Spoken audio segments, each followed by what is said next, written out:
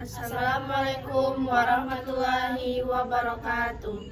Yang terhormat Bapak Hidayat Raflis SPMSI dan teman-teman sekalian, kami dari kelompok 4 ingin mempresentasikan hasil diskusi kami yang berjudul Asuransi Jiwa, yang beranggotakan saya sendiri sebagai moderator, Vivian Akila BP 015, Saya Rahmatul Insani BP 011. Saya Ziva Mada Putri BP 001.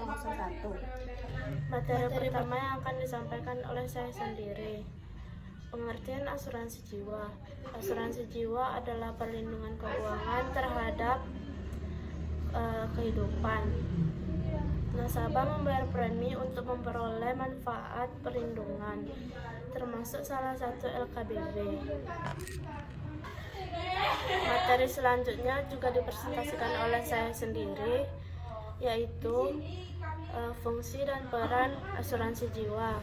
Yang pertama, mengurangi risiko keuangan. Yang kedua, perlindungan finansial. Yang ketiga, perencanaan masa depan.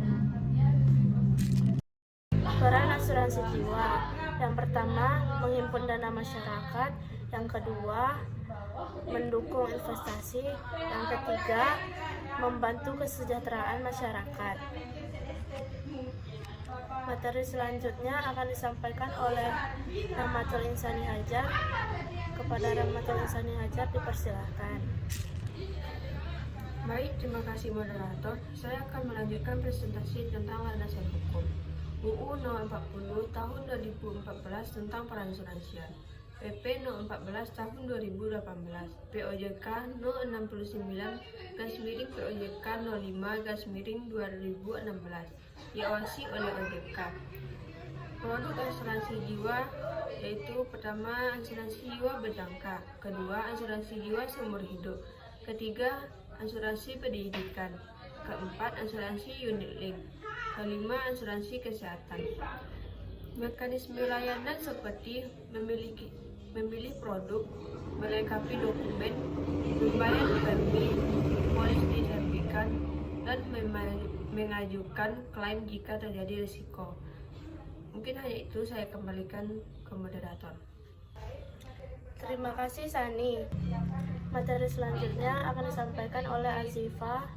Kepada Azifa dipersilahkan. Baiklah, saya akan mengajukan presentasi dari rekan saya, yaitu tentang kelebihan dan kekurangan dari asuransi jiwa. Kelebihan dari asuransi jiwa yaitu perlindungan finansial, 2, rasa aman yang sangat tinggi, dan 3, membangun perencanaan di masa depan. Adanya kekurangan dari asuransi jiwa ini yaitu 1, preminya yang membutuhkan proses yang panjang. Adapun resiko polisnya yang tidak aktif. Saya akan menjelaskan juga tentang kesimpulan dari asuransi jiwa. Asuransi jiwa merupakan LKBB yang memberikan perlindungan finansial kepada yang mempunyai masalah kejiwaan dan membantu masyarakat mengelola risiko dan perencanaan di masa depan. Berperan penting dan mendukung perekonomian di nasional. Baik. Terima kasih Ziva.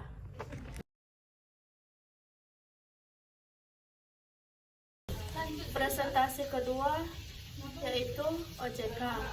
OJK dibentuk berdasarkan Undang-Undang Nomor 21 Tahun 2011, lembaga independen yang mengatur dan mengawasi sektor jasa keuangan, bertujuan menjaga stabilisasi sistem keuangan.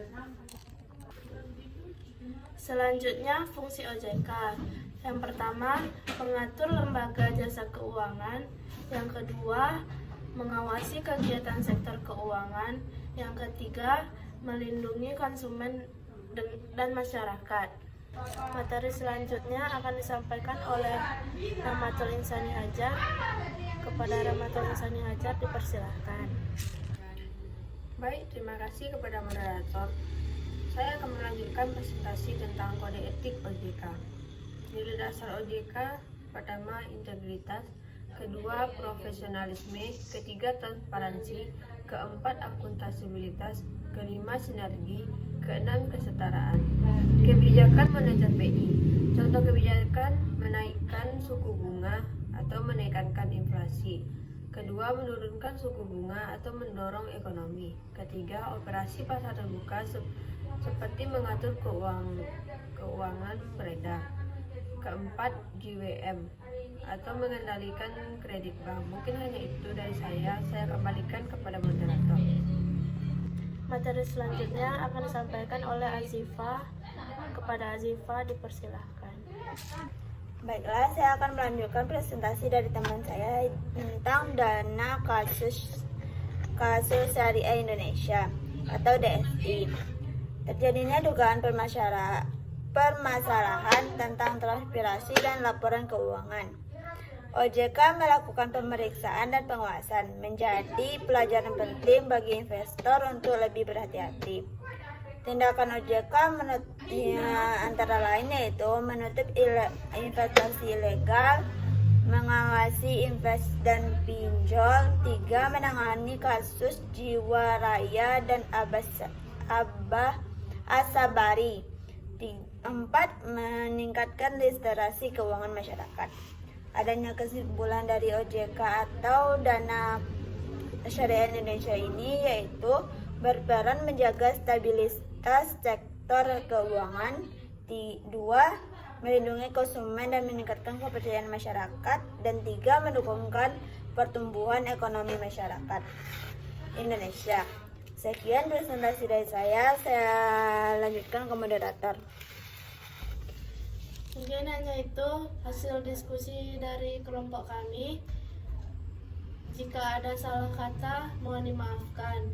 Assalamualaikum warahmatullahi wabarakatuh.